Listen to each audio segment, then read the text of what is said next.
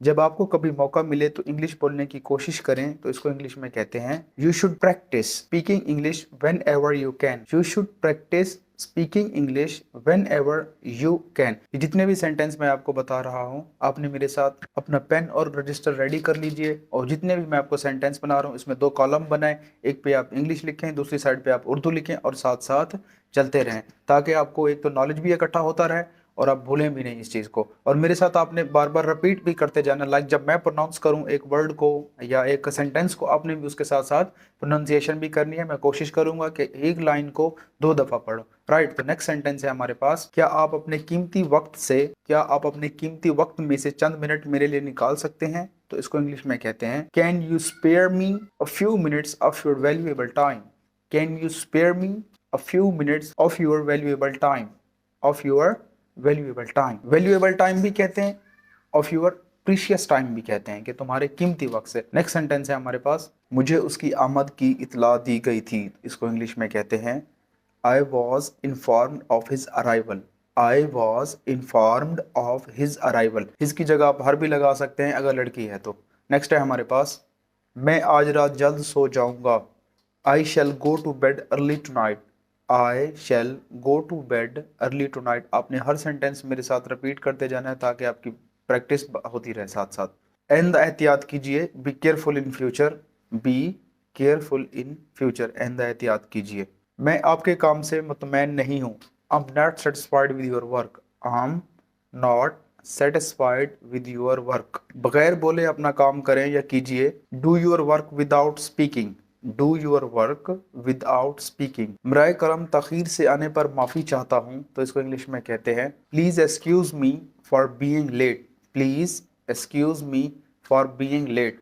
इसको ये भी कहते हैं, और ये वाला सेंटेंस भी कह सकते हैं sorry for being late. Sorry for being late. इससे मिलने में कोई हर्ज नहीं, मतलब जब हम किसी को मिलते हैं तो हम बोलते हैं इसको मिलने में कोई मुज़ायका नहीं, कोई हर्ज नहीं। तो उसको इंग्लिश में कहते हैं there is no harm in meeting him और हर। अगर लड़का है तो उसके लिए हम हिम लगाएंगे, हर को हटा देंगे। अगर लड़की है तो हर लगाएंगे, फिर हिम को हटा देंगे। राइट, ये बात तुम्हारे और मेरे दरमियान राज है। इसको इंग्लिश में कहते हैं it is secret between you and me.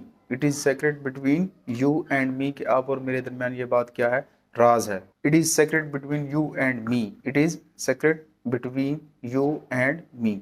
जल्दी में उसने दरवाजा खुला छोड़ दिया। जल्दी में उसने दरवाजा खुला छोड़ दिया। Being in haste he left the door open। being in haste he left the door open। कि जल्दी में उसने दरवाजा खुला छोड़ दिया। मुझे आज बहुत सारा काम करना है। I have a lot of work to do today। I have lot of work to do today। मैं बाल कटवाने जा रहा हूँ। I'm going to have my hair cut। I am going to have my hair cut। या इसको am भी बोल सकते हैं या I am भी बोल सकते हैं। अगर कंट्रैक्शन यूज करते हैं तो फिर इसको am बोलेंगे। I'm going to have my hair cut।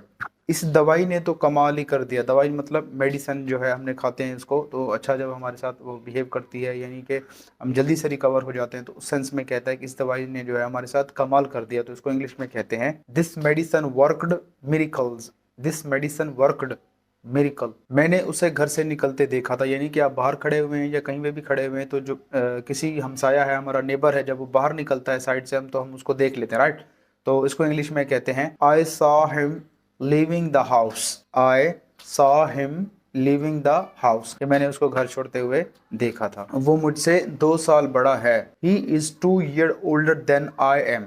He is 2 year older than I am, के मुझसे। मैं मुल्तान में पला बड़ा हूँ। I grew up in Multan. अगर आप इस्लामाबाद, पाकिस्तान कहीं से भी हैं, ये रैंडम एक सेंटेंस है, तो आप ये कह सकते हैं कि आई ग्रू अप इन इस्लामाबाद। ये अपने सिटी का नाम लगा सकते हैं, जो भी आपका सिटी का नेम है। लाहौर यहाँ से 300 किलोमीटर के फासले पर है। तो इसको इंग्लिश में कहते हैं Lahore is 300 kilometre from here. Lahore is 300 kilometre from here, के लाहौर जो है वो यहाँ से 300 किलोमीटर दूर है। तुम्हारी शादी को कितना अरसा हो गया है?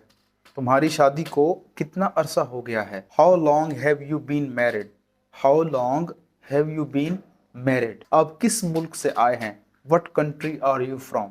What country are you from, कि आप किस मुल्क से आए हैं। आपको यहाँ रहते कितना अरसा हो गया है? How long have you been here. How long हमेशा क्या होता है, किसी अरसे को बताने के लिए, किसी के कितना अरसा हो गया है या मतलब कि बेसिकली क्या करता है, हाउ लॉन्ग, हमेशा अरसे को ज़ाहिर करने के लिए हम लिखते हैं कि कितना अरसा हो गया है, राइट। आप तो ज़रा भी नहीं बदले, आप तो ज़रा भी नहीं बदले, इसको इंग्लिश में कहते हैं you have not changed a bit, not changed a bit, कि तुम ज़रा भी नहीं बदले।